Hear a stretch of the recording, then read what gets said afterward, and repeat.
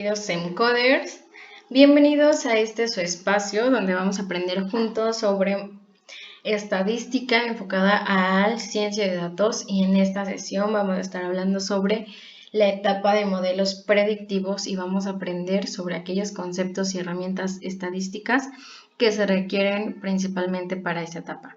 Esto no quita que todos los conceptos que ya hayamos visto anteriormente en la parte 1 y parte 2, que les dejo el link para que los chequen si no lo han revisado, esto no quita que los conceptos que vimos anteriormente no se usen también en estas etapas, sino más bien vamos a tomar en cuenta aquellos nuevos conceptos que se vienen a tocar hasta esta etapa, ¿va? Y pues comencemos. Primero que nada tenemos aquellos modelos que nos van a apoyar a tomar decisiones de acuerdo a una visualización del futuro, de acuerdo a que nos van a arrojar resultados posibles que van a pasar el día de mañana, en una semana o en un año, con cierto porcentaje de certeza, y que nos van a ayudar a disminuir la incertidumbre sobre el cómo se van a comportar ciertos fenómenos, ciertas situaciones, ya sea referente a el mercado, referente a nuestro negocio, referente a los precios y demás. Y pues bueno, tenemos para esto los modelos predictivos, sin antes saber que la mejor forma de saber el futuro es creándolo. Y precisamente para eso nos van a servir, para que nosotros podamos tomar decisiones avaladas con un enfoque estadístico que den cierto impacto en el día de mañana. Y pues bueno, los conceptos que vamos a encontrar principalmente son los ejemplos de regresión, los modelos de árboles de decisión, modelos bayesianos. También hay modelos predictivos basados en instancia, basados en agrupamiento. Tenemos también los de redes neuronales, aprendizaje profundo, reducción de dimensiones, donde pues como pueden ver, aquí solo puse los principales, pero cada uno tiene todavía subtemas o submodelos que se van a ir especificando y especializando de acuerdo al problema y a las características de la información que vamos a explotar. Ejemplo, en el de regresión vamos a encontrar modelos simples, lineales, polinomiales, de logística múltiple, que yo lo dejo como más para la parte de matemáticas, de cálculo y todo, del álgebra, porque utilizo un poquito más de eso. Vamos a ver árboles de decisión, en este caso que es un poquito más estadístico por la base de probabilidad que fundamenta a este modelo.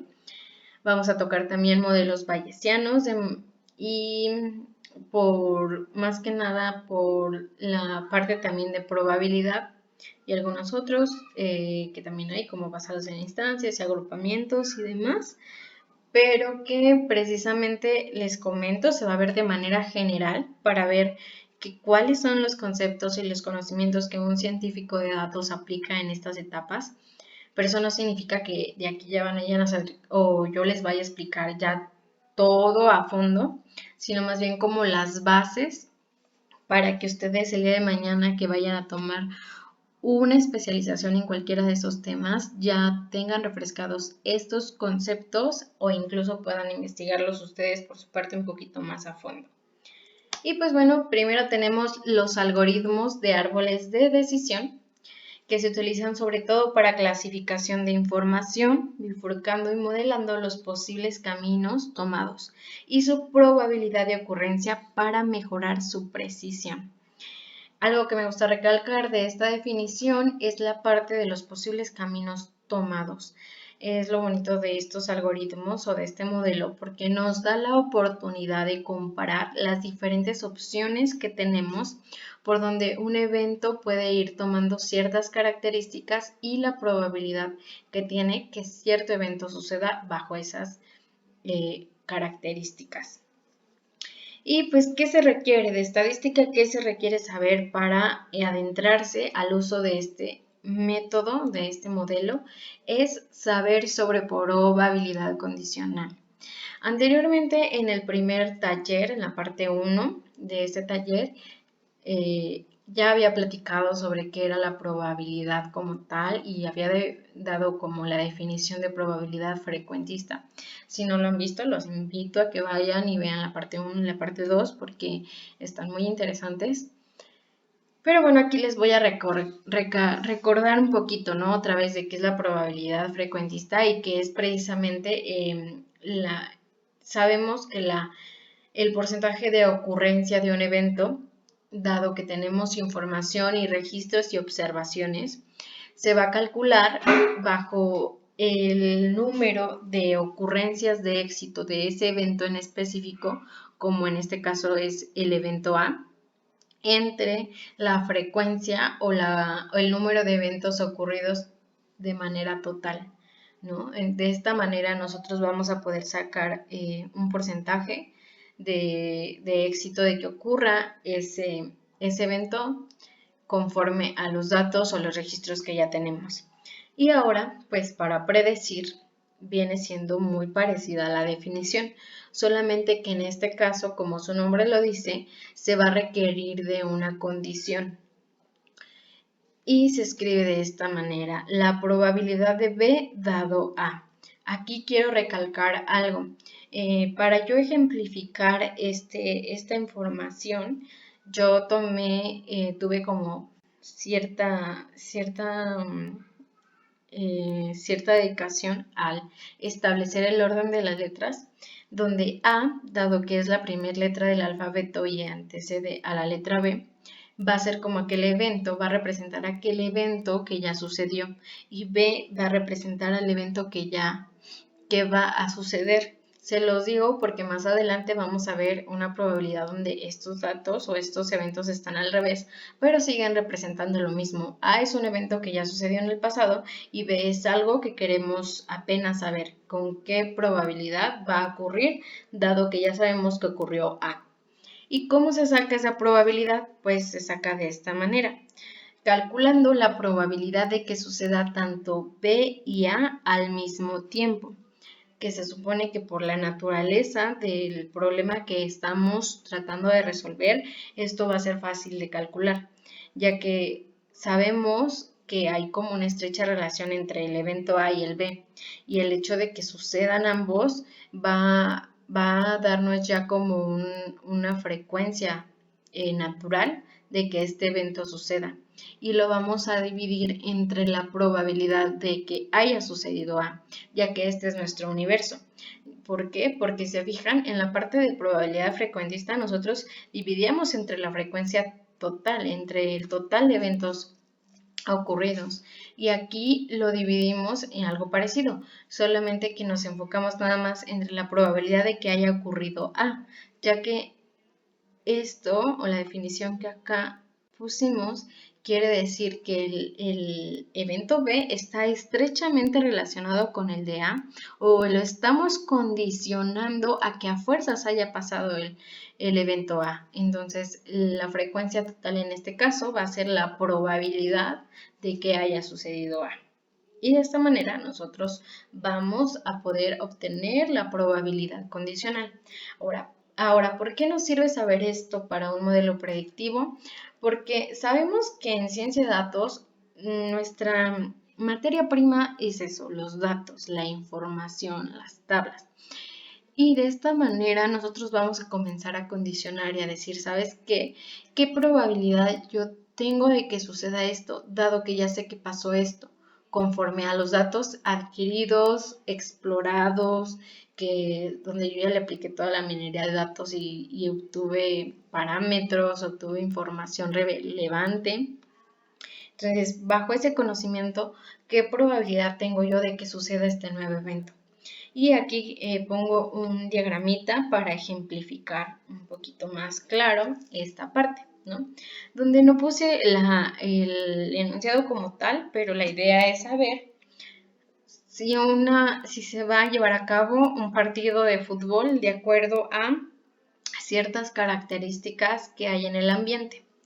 Y esto está dado bajo varios registros, bajo varios eventos deportivos que ya hubo anteriormente en otros años, donde se registró si sí o no se llevaba a cabo cierto deporte, dadas aquellas condiciones como es si el cielo está soleado o lluvioso o nublado, o bajo si el cielo está soleado pero con humedad alta o normal, o con viento, o lluvioso con viento débil o fuerte, y al final pues si sí se llevó a cabo o no se llevó a cabo, ¿no? Y pues, ¿cómo vamos a saber? Aquí la probabilidad B, el evento B sería nuestra filaria hasta acá abajo, ¿no? El saber si sí o no se va a dar el evento deportivo, dado que sucedió esto de acá arriba, que sería el evento A. Ejemplo, ¿no? Nosotros vamos a determinar solamente un evento y decir, pues, ¿sabes qué? Quiero saber qué probabilidad haya de que sí ocurra el evento deportivo, dado que el cielo está soleado, ¿no? Entonces lo que hace en nuestro algoritmo de árboles de decisión es tomar varios caminos. En este caso tomaría este camino y aparte determinar la probabilidad de que hay de que la humedad sea normal, porque eso es lo que nos va a llevar a que realmente sí se haga el evento. Otra de las preguntas que podemos ejemplificar con este diagrama es decir, ¿qué probabilidad tengo de que no ocurra el evento dado que el viento está fuerte? Entonces, lo que hace nuestro modelo de decisiones es ir por aquellas opciones, ¿no? Decir, bueno, dado que pasó esto, quiere decir que pasó esto. Entonces, como ya pasó esto, yo ya tengo la probabilidad de que el cielo esté lluvioso. Y sobre varios registros ya sé que hay cierta probabilidad de que no se lleve a cabo el evento, dado que el viento es fuerte y no débil, ¿no? Y de esta manera nosotros podemos ir poniendo y aumentando tantas características queramos para poder ir eligiendo aquellos caminos que son posibles que ocurran. Y de esta manera vamos a comparar al final los caminos. Por ejemplo, si yo te digo, ¿sabes qué? Yo no sé realmente las condiciones en que va a estar ese día el cielo, pero qué probabilidad tengo de que sí se lleve a cabo el evento bajo todas las opciones que hay, ¿no? Entonces, nuestro modelo va a calcular, ¿no? O sea, va a elegir todos aquellos caminos posibles, que es el de cielo soleado con humedad normal, es el de cielo nublado y el de cielo lluvioso con viento débil.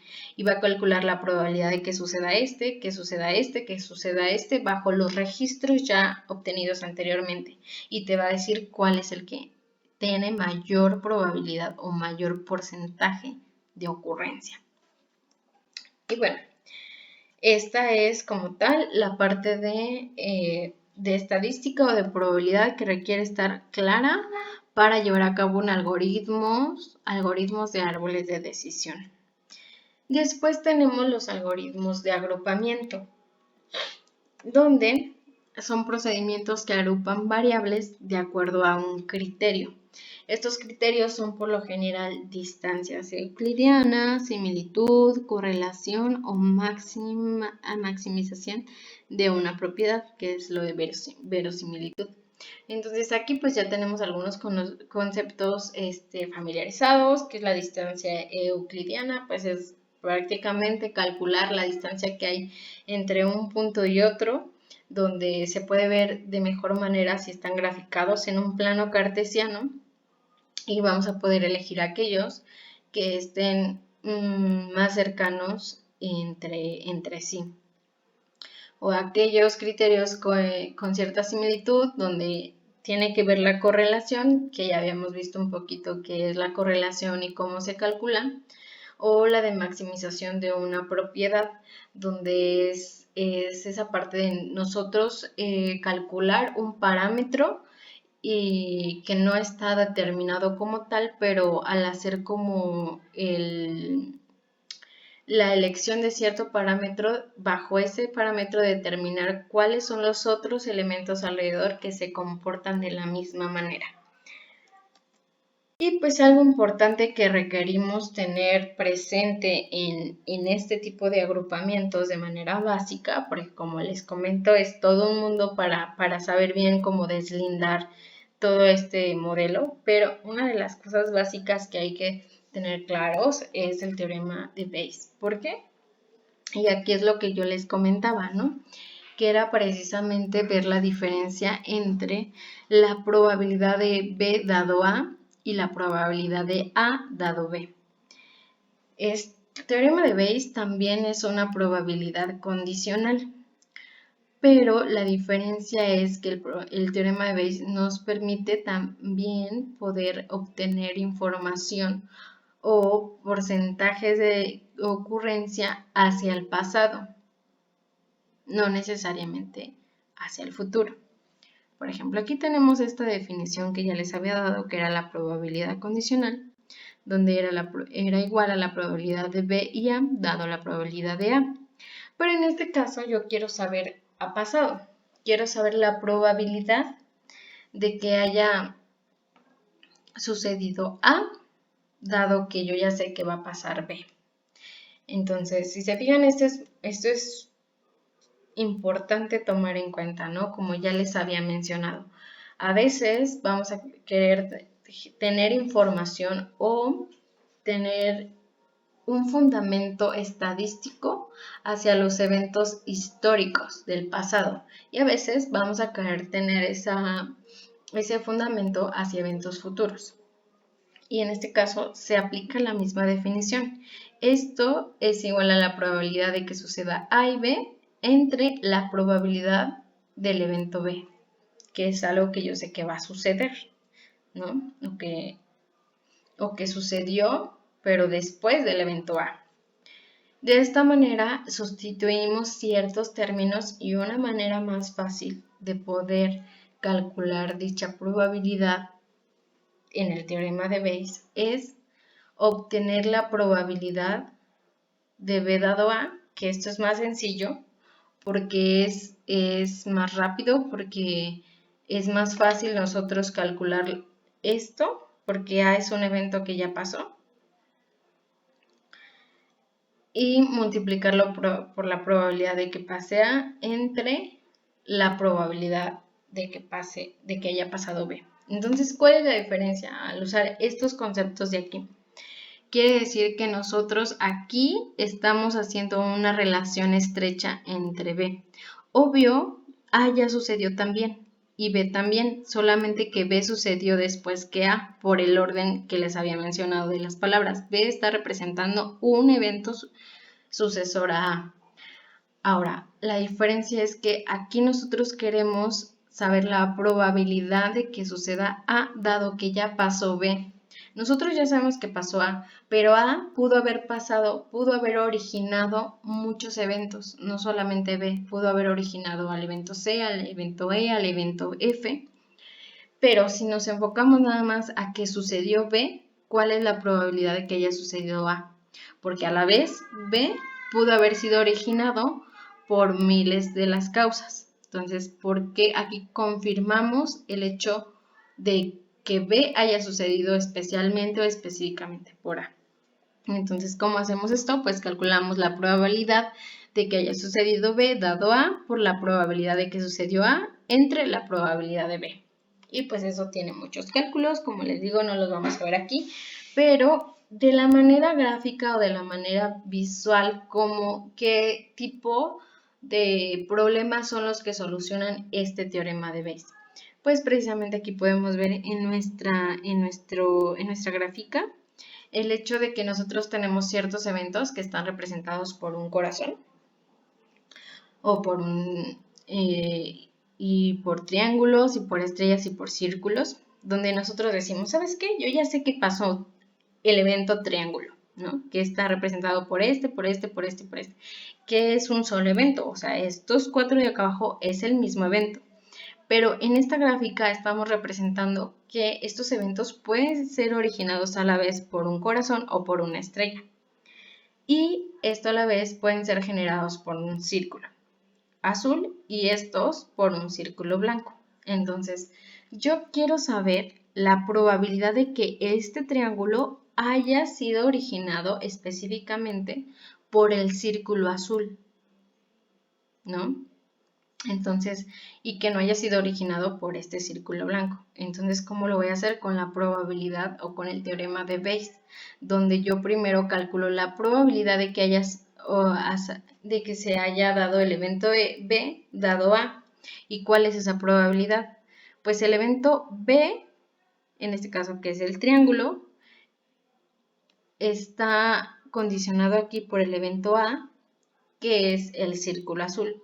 Entonces, si yo sigo este camino, yo tengo dos opciones. El camino de que, dado el evento A, se haya ido por el corazón y haya originado el B, que es el triángulo. O la otra opción, que dado el evento A, que es el círculo azul, se haya ido por el de la estrella y haya originado el evento B. Entonces, si se fijan, esta probabilidad nosotros ya la sabemos porque puede ser como el de la moneda, ¿no? 0.5 aquí, 0.5 acá y se originó el mismo resultado. Pero lo voy a multiplicar por la probabilidad de que haya pasado A. ¿Y cuál es esta probabilidad? Pues esta la obtengo de estos registros donde yo ya tengo que pues solamente había dos opciones, ¿no? Entonces, este dato yo ya lo tengo porque es un registro de un evento que ya sucedió. ¿Qué probabilidad hay de que haya sucedido este evento por sí solo y puro? Lo pongo aquí. Entre la probabilidad de que pase B. Entonces, si se fijan, aquí está el truco, ¿no? Porque esta es la probabilidad pura del evento B. Y la probabilidad pura va a constituir este evento que viene desde este círculo pasando por la estrella, este evento que viene desde el mismo círculo pero pasando por el corazón y también estos dos de acá. Entonces, si se fijan, se viene como nuevamente poniendo en práctica eso, ¿no? Del poder considerar en este caso todas las opciones de donde sale el evento B. Y pues es así como nosotros podemos calcular la probabilidad de que cierto evento que pasó después de otro haya venido específicamente de ese evento. La probabilidad de A dado B. Y eso es más o menos el tipo de problemas que resuelve el teorema de Bayes. Y pues a la par, el teorema de Bayes nos va a ayudar a lograr desarrollar y a lograr aplicar la función de verosimilitud. Si se fijan, aquí en la definición de algoritmos de agrupamiento, vimos que una de las propiedades era la de verosimilitud, ¿no? Y lo puse aquí porque la de correlación ya la expliqué y la euclidiana, perdón, tiene que ver con el tema de geometría o un poco más de álgebra. Pero en esta parte que nosotros nos estamos enfocando en la estadística, pues nos vamos a ver o nos vamos a enfocar en la parte de función de verosimilitud, ¿no? Y si se fijan aquí, la función de verosimilitud está determinada por una L. ¿Y para qué nos ayuda? ¿Por qué es importante saber sobre la función de verosimilitud en un modelo de predicción de algoritmos de agrupamiento, de un modelo que agrupa? Porque, como les había comentado, una forma de agrupar es mediante la determinación de un parámetro y el hacer muchos cálculos para ver si los datos o la información que está alrededor de cierto dato al que nosotros le determinamos un parámetro, si los otros también respetan ese parámetro. ¿Se acuerdan que los parámetros eran como la moda, la esperanza, el promedio, la varianza? Entonces, ver si los otros, si yo elijo, no sé, el dato que tiene ciertas características en el cual yo puedo ver que tiene como, que está dentro de una distribución, que ya vimos que es una distribución, con parámetros de media 2 y de varianza 1. Y yo comparo los otros datos y si los otros datos están o caen dentro de mi distribución con estos parámetros, entonces los empiezo a agrupar en una cierta categoría. Y para esto nos ayuda la función de verosimilitud para agrupar de acuerdo a un parámetro que nosotros estamos determinando. Ahora, ¿cuál es la idea aquí?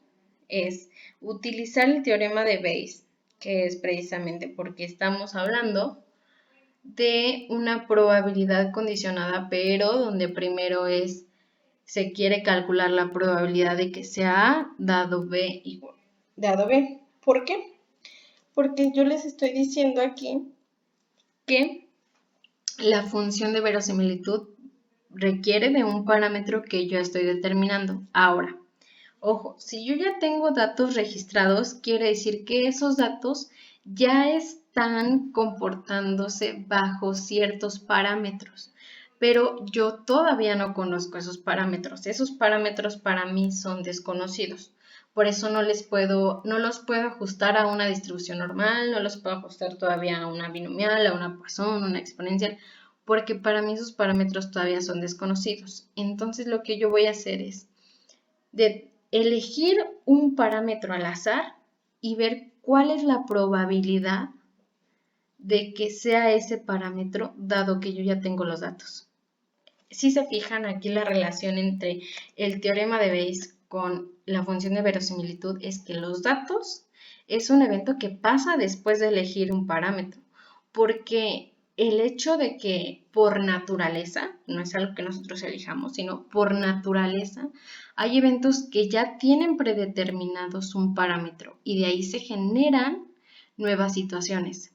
Pero nosotros que no lo conocemos, que no conocemos el comportamiento natural de sus datos, vamos a ver primero los datos, que es algo que sucede después, y de esa manera, analizando los datos, calcular el parámetro que domina o que gobierna a esos datos y agruparlos, porque dentro de un mundo de datos puede haber muchas distribuciones, entonces agruparlos de acuerdo a las distribuciones que vamos descubriendo con ciertos parámetros.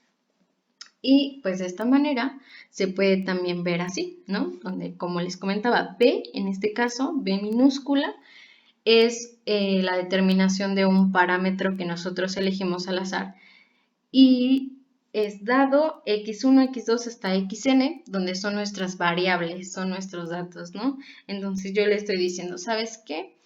¿Qué probabilidad hay de que la variable x1, la x2, x3 hasta xn se comporten o vengan de una distribución con el parámetro b, ¿no? Entonces, esa es la razón por la cual nosotros comenzamos a usar el teorema de Bayes. ¿Para qué es necesario tener claro el teorema de Bayes? Para poder calcular la probabilidad, porque bajo la probabilidad nosotros vamos a empezar a clasificar, ¿no? O sea, si nosotros tenemos un alto porcentaje de probabilidad de que esas variables dependan de ese parámetro, entonces esas las agrupamos. Y aquí viene la explicación, ¿no? Donde B es un parámetro que posiblemente determine el comportamiento de las variables. Así se asigna a cada dato observado una etiqueta que indique su pertenencia a una u otra subpoblación en la muestra de partida, asumiendo que éstas existen.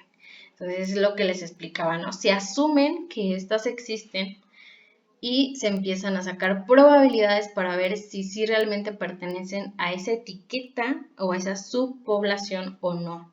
Y así vamos eliminando unas y creando otras. Y se comparan de diferentes parámetros, ¿no? Nosotros podemos calcular una con el parámetro B1, otra con el parámetro B2 y ver, ¿no? Si el parámetro B1 nos arroja cierta probabilidad de acuerdo a las variables elegidas y lo dividimos entre otro parámetro que es B2 y de acuerdo a las mismas variables y esto nos va a dar una razón, ¿no? Que si es mayor a 1 quiere decir que es el evento de arriba pues tiene más poder o tiene más influencia al parámetro de abajo. Después tenemos los algoritmos bayesianos, que son algoritmos que utilizan explícitamente el teorema de Bayes de probabilidad para problemas de clasificación y regresión, ¿no? Estos, pues como su nombre lo dice, utiliza el teorema de Bayes y de esta manera son aplicados para clasificar y para hacer regresión, ¿no? De aquí les voy a especificar cómo es que ese modelo utiliza el clasificador bayesiano. Y pues aquí ya tenemos el teorema como ya lo conocemos, que es C dado varios eventos, que ya les había explicado, donde la diferencia en este caso es que ya no se agrupa, simplemente se clasifican los nuevos elementos que se ingresan al modelo. Y pues aquí precisamente quiero hacer hincapié en lo que les había comentado acá, ¿no? De cómo aquí cómo aquí agrupa y acá clasifica. Me gusta recalcar aquí la parte de que en este modelo lo que hace es ya identificar etiquetas. Si se fijan en el otro, nosotros comenzábamos a organizar aleatoriamente, a elegir un parámetro para determinar si los datos se comportaban de cierta manera y venían a representar cierta distribución. En este caso, nosotros ya tenemos como tal identificadas las distintas distribuciones que vamos a ver en los datos. Solamente requerimos, al momento de ingresar un nuevo dato, determinar a cuál de todas esas distribuciones que ya están, asignarlo. Y lo vamos a entender mejor con esta parte, con esta imagen que está aquí abajo. Se fijan, aquí le puse agrupamiento. ¿Por qué? Porque yo lo que estoy haciendo es elegir mis parámetros al azar, que vienen siendo este puntito rojo que están aquí. Entonces yo empiezo a sacar con la función de verosimilitud, a calcular probabilidades y empiezo a decir, ¿sabes qué? Estos datos de aquí tienen alta probabilidad de que pertenezcan a este parámetro.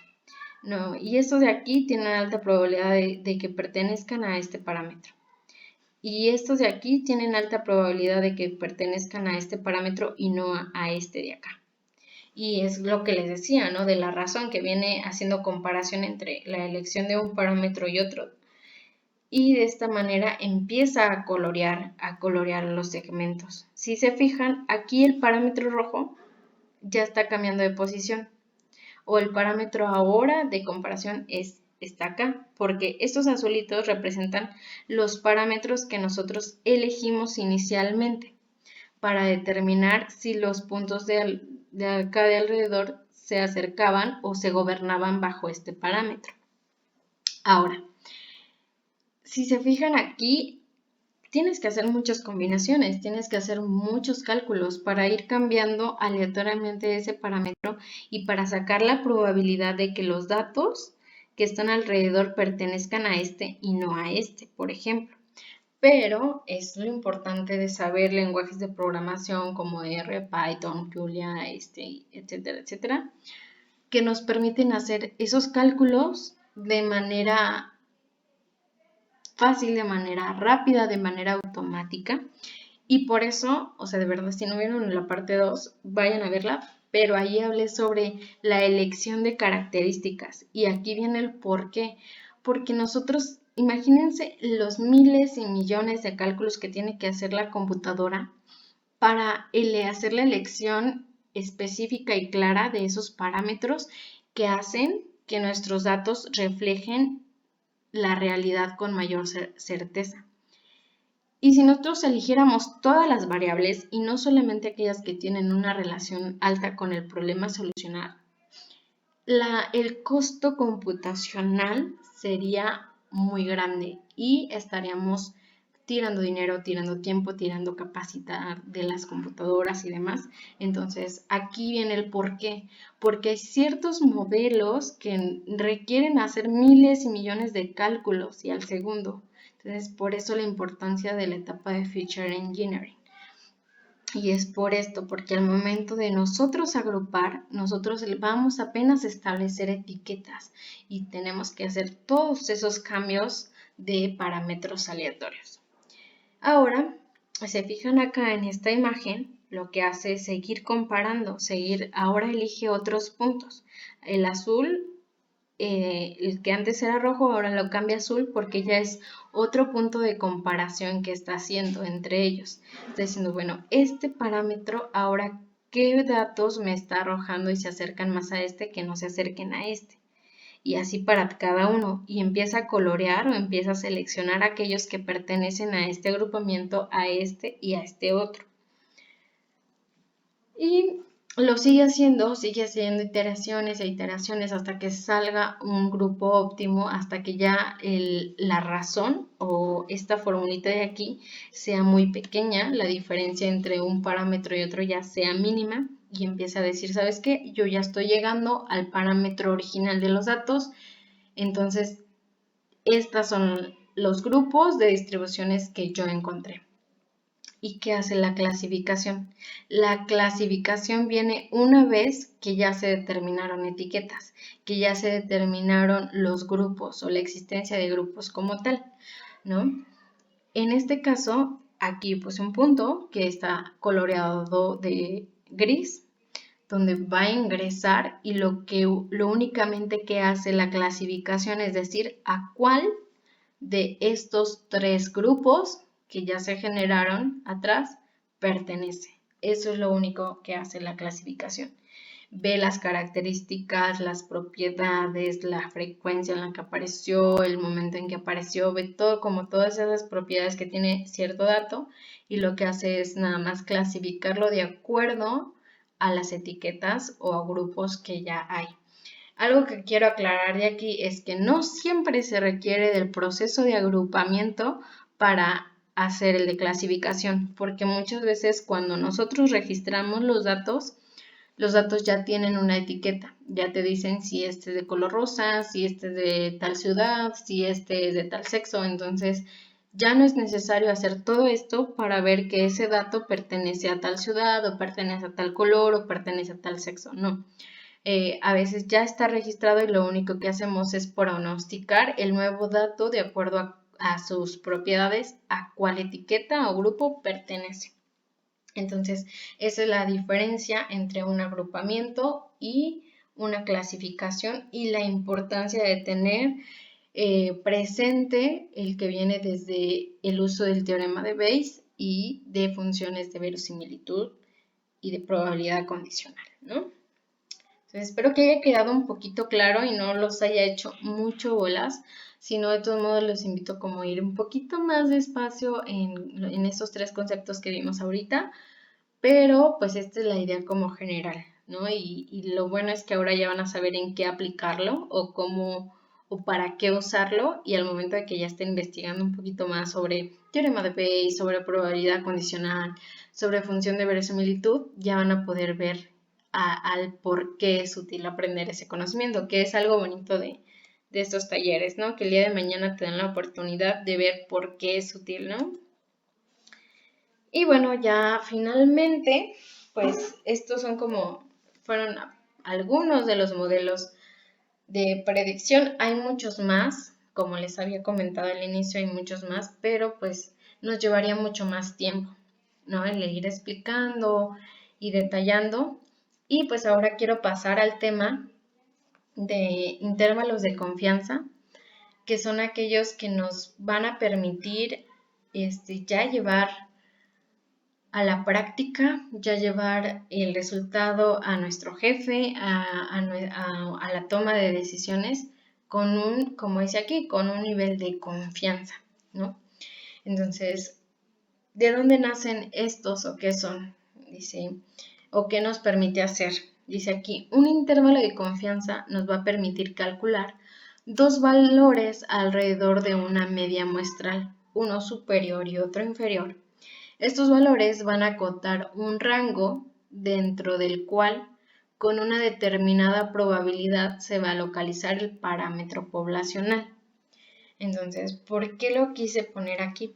Aquí habla sobre parámetros sobre rangos, sobre probabilidades, pero al final el ejemplo de manera sencilla y sin tantos términos estadísticos quiere decir que nosotros al momento de predecir, que por eso puse aquí una gráfica donde estos son nuestros datos históricos que estamos viendo que se comportan de esta manera y al final nuestro modelo predictivo nos está arrojando estos que son una línea café. El intervalo de confianza no solo nos va a permitir cómo llevar a cabo ver sobre qué espacio van a caer los valores, ¿no? Porque nosotros tenemos estos que fueron, que se predijo, ¿no? Que iban a pasar. Pero lo que dice aquí la definición del intervalo de confianza es que nos va a dar un número superior y uno inferior para acotar ese porcentaje. Entonces quiere decir que los pronósticos no son puntuales y uno como científico de datos va a cometer un error muy grande si llegamos con nuestro jefe o llegamos con nuestro equipo de trabajo y les decimos, yo sé que estoy seguro que esto es el resultado que va a pasar en 5 años o que esto es lo que va a costar la gasolina el año que entra. Entonces, es muy riesgoso eso y va a estar mal. Lo que nosotros requerimos presentar para un resultado es un intervalo de confianza. Es decir, ¿sabes qué? Estos son los posibles, o como decía aquí, los valores esperados, pero hay un intervalo, ¿no? Que nos va a dar, sí nos da incertidumbre, pero también nos permite precisamente ese error, nos permite calcular los extremos de nuestros resultados, tanto de manera optimista como de manera negativa. Y esa es la importancia de un intervalo de confianza, que también hay toda una teoría estadística para poder calcularla, para poder decir, este es un intervalo de confianza con un nivel de insignificancia del 95%, del 5%, del 0%, del 50%, y pues es todo un mundo. Pero quería comentárselos para que vieran la importancia de un valor como estos, ¿no? Y de ver que no, un científico de datos no te va a dar un valor exacto, sino te va a dar un espacio sobre el cual tú puedes obtener un valor óptimo y un valor negativo extremo, ¿no? Y eso es lo padre, que tú veas cuáles son como tus extremos de posibles resultados a futuro. Y por último, recordamos en los talleres pasados la parte de la normalización, que les había comentado que era una de las distribuciones que más se usan porque sus propiedades son muy bonitas. Y aquí vamos a ver otra de sus aplicaciones. Dice que según la ISO, el concepto de normalización es el proceso de elaborar, aplicar y mejorar las normas que se emplean en distintas actividades científicas, industriales o económicas con el fin de ordenarlas y mejorarlas. Pero estadísticamente es una transformación que nos permite mejorar el comportamiento de nuestros datos y que los intervalos de confianza tengan un valor de certeza mayor.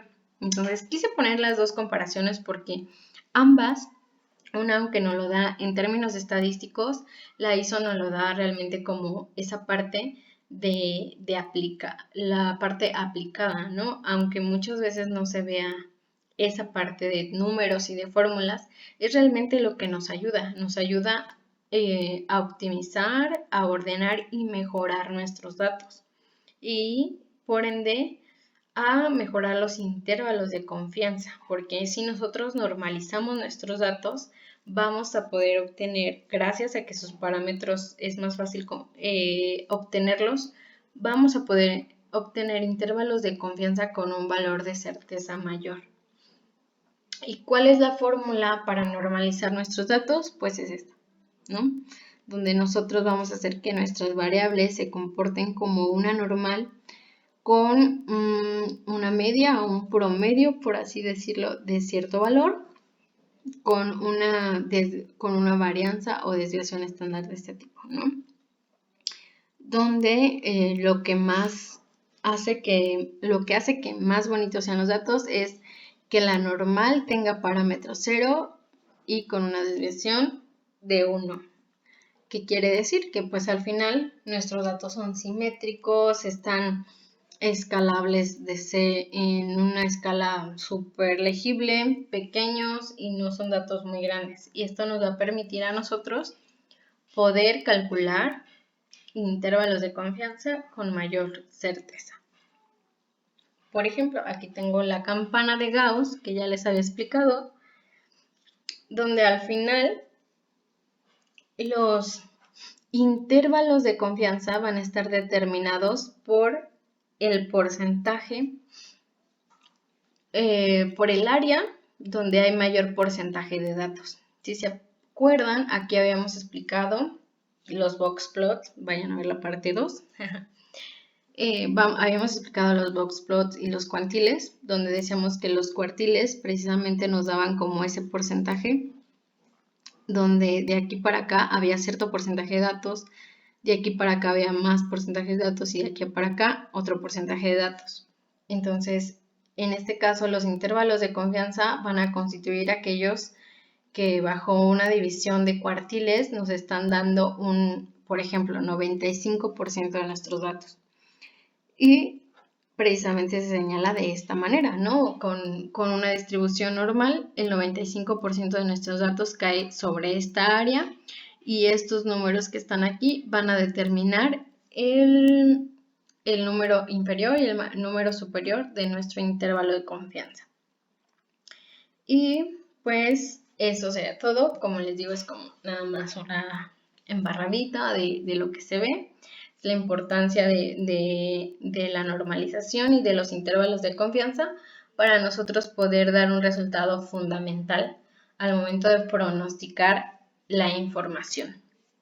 Y pues eso es todo por el taller de esta semana que se dio a cabo a finales de abril.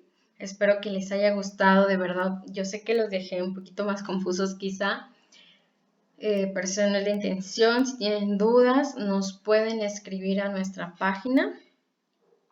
Les recuerdo que tenemos diferentes redes. Nos pueden encontrar en Facebook, en Instagram, en Twitter, con los siguientes datos, principalmente como en Facebook, como Encoder México, donde van a poder preguntarnos si tienen alguna duda, si tienen recomendaciones sobre temas específicos, ya sea de estadística, de programación, de ciencia de datos como tal, y dicen, no, pues ya a mí me gustaría tomar un taller más detallado sobre probabilidad o sobre distribuciones o sobre la normalización de los datos. Adelante, con confianza, nos sirven todas sus propuestas para ir generando información de valor que a todos nos puedan ayudar. Y pues por último les recuerdo que pueden formar parte de nuestra comunidad de manera activa. Esta comunidad es liderada principalmente por chicas, así que están invitadas chicas a que formen parte. La idea es apoyarlas a que se especialicen en esta área de ciencia, de tecnología, de comunicación y para que el día de mañana sean la inspiración de más mujeres y podamos juntos disminuir la brecha en el área profesional y laboral que hay entre el número de mujeres y hombres laborando en esta parte. También se aceptan hombres, de eso se trata, de que haya equidad de género.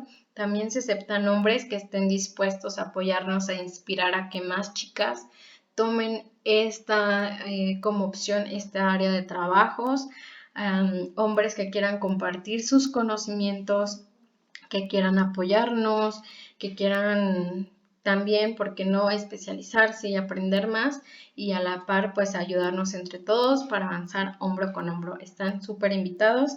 Ahí les dejo mis redes para que se contacten igualmente si tienen interés en formar parte de la comunidad. Así que pues queden pendientes de nuestros siguientes eventos porque van a estar muy interesantes. Van a ser de manera práctica y tenemos muchas cosas que ofrecer para seguir creciendo juntos y seguir conformando equipos de trabajo que permitan poner en alto el nombre de México. Así que vamos por más. Muchas gracias chicos y pues los espero ahí en nuestras redes sociales.